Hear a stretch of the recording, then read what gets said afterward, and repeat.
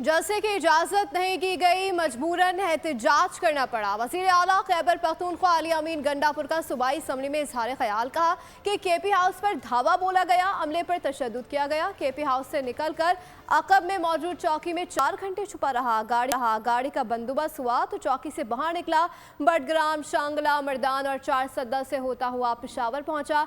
बोले कारकुनों के साथ होने वाले सलूक का बदला जरूर लेंगे, गिरफ्तार कारकुनों को रिहा करवाएंगे। कि हमारी फौज से लड़ाई है, नई फौज से हमारा कोई लड़ाई का कोई मकसद है और नहीं हमारा कोई ऐसा एजेंडा है। जो डी चौक का हमारे एहतजाज का एक हमने करना था कि जो पीछे लोग आ रहे हैं उनके लिए भी बंदों को बताया कि हम लोग जाते हैं केपी हाउस, एहतजाज हमारा रिकॉर्ड हो चुका है। तो केपी हाउस के अंदर उन्होंने ऐसा धावा बोला, केपी हाउस जो कि हमारी मलकियत है, इस सूबे की मलकियत है, मारना शुरू कर दिया खुल्लम खुल्ला जो वर्कर वहां पे थे। सब्सक्राइब करें और बेल दबाएं ताकि कोई खबर रह न जाए।